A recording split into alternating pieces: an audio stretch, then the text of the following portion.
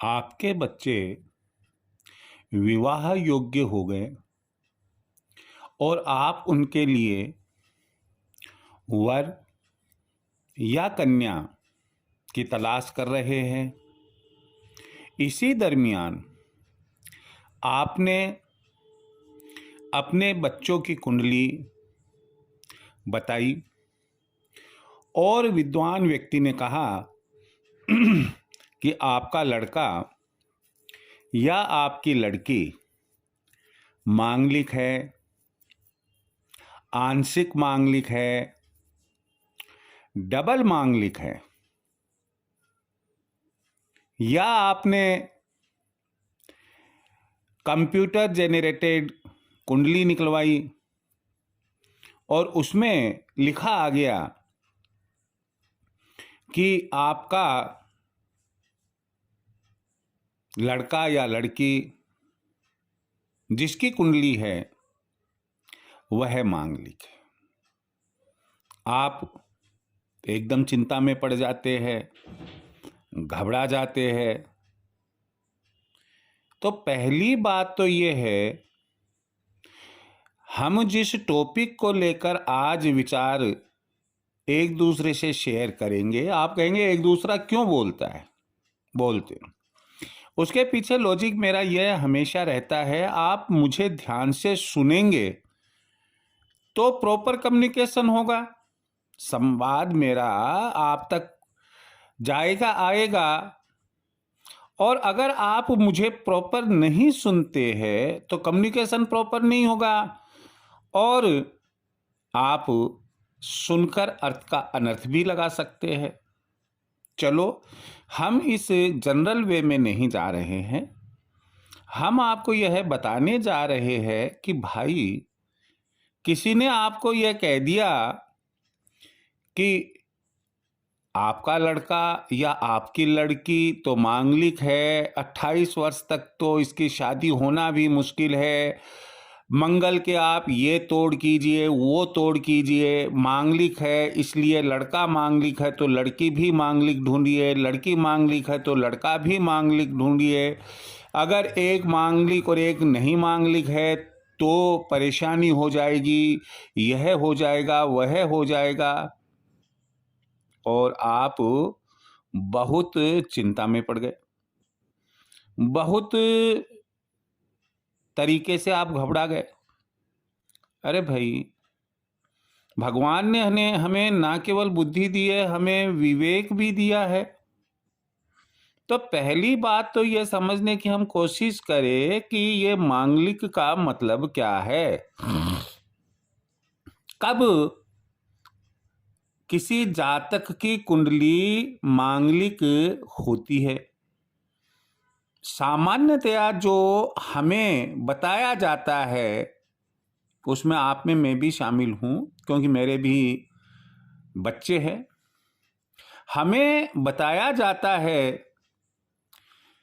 कि जब लग्न कुंडली में मंगल पहले, चौथे, सातवें, आठवें या 12वें भाव में हो, 5 हो गए ना, ये पहला, चौथा, सातवां, आठवां और 12वां भाव, इनमें से किसी भी भाव में मंगल हो तो मंगल दोष लगेगा। अब मैं आपको एक बात बता दूं कि कुंडली में कुल होते ही कितने हैं? घर, हाउस, भाव 12 है और 12 में 5 भाव मंगल बताता है, मांगलिक दोष बताता है। तो 5/12 गुना 100 यदि हम करते हैं तो 12 अठे 96, 8.5 को 5 से मल्टीप्लाई करने पर लगभग 42.5% जन्म हमारे भारत में और पूरे विश्व में मांगलिक लड़का या लड़की के होते हैं। तो क्या 42.5% जो लड़का लड़की है वो दुखी परिवारों में है या सुखी परिवारों में, आप और हम उसका एनालिसिस नहीं कर पाते। तो मैं आपसे यह शेयर करने जा रहा हूं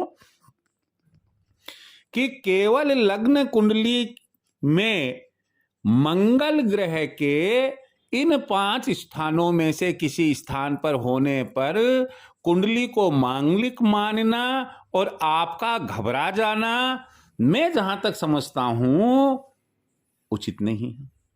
क्यों?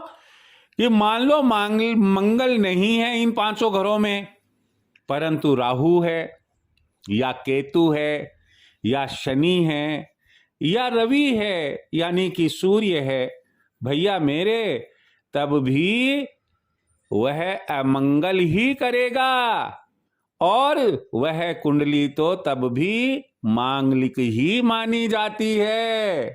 तो फिर अब क्या करेंगे? केवल एक गुरु और शुक्र छूटे? तो मैं आपको यह बता दूं कि अगर गुरु और शुक्र भी नीच के हो तो भी मांगलिक दोष हो जाता है। अगर इन घरों में नीच के बैठे हुए हो तो भी मांगलिक दोष उत्पन्न होता है। और तो और एक बात सुनो भैया मेरी, कि अगर ये अच्छे भी है लेकिन दुष्ट ग्रह, बुरे ग्रह इनके साथ है या इन पर नजरें डाले हुए है, तब भी मंगल दोष लग जाता है। हम यदि केवल बेस लग्न कुंडली को बनाते हैं तो आपकी चिंता करना वाजिब है, लेकिन विद्वान पुरुष जिसने कहा आपसे कि भाई ये मांगलिक है, आप प्लीज एक बार मेरे इस YouTube चैनल को सुनने के बाद आप उनसे पूछिए कि भाई साहब एक बार आप नवमांश कुंडली भी देख लीजिए, और ये नवमांश कुंडली क्या होती है तो वो बता देंगे आपको कि दाम्पत्य जीवन के लिए नवमांश कुंडली बनती है। कई बार ऐसा भी पाया जाता है कि लड़का या लड़की दोनों में से कोई एक मांगलिक है, दूसरा मांगलिक नहीं है, परंतु नवमांश कुंडली में दोनों ही या तो मांगलिक नहीं है या दोनों ही मांगलिक है, और उनका जीवन बड़ा आनंदित रहता है, सुखपूर्ण बीतता है। और बता दूं मैं आपको कि ना केवल नवमांश कुंडली, उनसे आप कहे कि भैया चंद्र कुंडली भी होती है, सूर्य कुंडली भी होती है, शुक्र कुंडली भी होती है, आप उन्हें भी जरा देख कर बता दे। त्रिशांश कुंडली भी होती है जो कि जानकारी देती है सुख दुख आने वाले भविष्य की। तो दाम्पत्य जीवन के लिए केवल हम एक लग्न कुंडली को ही बेस क्यों बनाएं? हम क्यों नहीं इन दूसरी जो कुंडलियां जो मैंने आपको बताई है उनको भी हम दिखलाएं और मालूम करें कि क्या इनका एनालिसिस करने पर, जब हम 50 लाख रुपए लड़की की शादी पर लगा रहे हैं तो मैं कहता हूं कि 11,000 रुपए पंडित जी को दो और कह दो भैया आप जो है इनकी लग्न कुंडली, चंद्र कुंडली, सूर्य कुंडली, नवमांश कुंडली, सप्तमांश कुंडली आप ये भी देखिए, त्रिशांश कुंडली भी देखिए, और तो और सर्वाष्टक वर्ग भी बनाकर देखिए, और हमें तो आप कंप्लीट एनालिटिकल रिपोर्ट, विश्लेषित प्रतिवेदन दे कि हमारी बच्ची या हमारे बच्चे का दाम्पत्य जीवन कैसा रहेगा।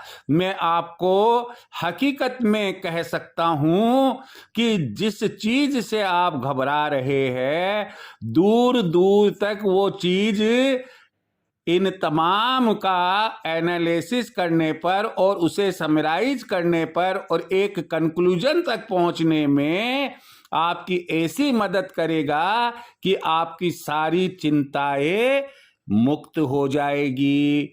अर्थात सारी की सारी चिंताएं मिट जाएगी और आप उससे मुक्त हो जाएंगे। कई बार कुछ पेरेंट्स ये कहते हुए भी पाए जाते हैं कि विवाह में देरी हो रही है। विवाह में देरी का कारण कोई अशुभ ग्रह नहीं, कभी कभी शुभ ग्रह भी हो जाते हैं मान लो। तो ऐसे केस में सामान्यतया हमारे बड़े बुजुर्ग कहते रहे हैं और उनका मानना है, और शास्त्रों में भी लिखा हुआ हमें मिलता है कि दाम्पत्य जीवन के लिए जो जोड़ा बनता है वर और वधू का, यह जोड़ा अर्थात पति पत्नी का, अर्धांगिनी का अपने वर के साथ में जो जोड़ा बनता है, यह तो भगवान पहले से ही तय करके रखता है। अगर आपके लड़का है तो पहले से ही निश्चित है कि लड़की किसके साथ संबंध होगा, और लड़की है तो लड़का भगवान ने पहले ही, विधाता ने उसका संबंध बना रखा है। तो जोड़े तो ऊपर से भगवान के घर से बनकर आते हैं, भला हमें इतनी चिंता क्यों करनी चाहिए। वाजिब है कि हम, चूंकि भगवान ने हमें बुद्धि और विवेक दिया है, इसलिए हम लग्न कुंडली और अन्य कुंडलियों की सहायता से वैवाहिक जीवन, दाम्पत्य जीवन बच्चों का कैसा रहेगा जानने की कोशिश करते हैं। इसमें कोई बुराई नहीं है। लेकिन मैं आपको फिर यही कहना चाहूंगा, केवल लग्न कुंडली के आधार पर और केवल मंगल ग्रह के 1, 4, 7, 8 और 12 अर्थात पहले भाव में, चौथे भाव में, 7वें भाव में, 8वें भाव में और 12वें भाव में बैठे होने से आप कदापि ना घबराए। जय श्री कृष्ण।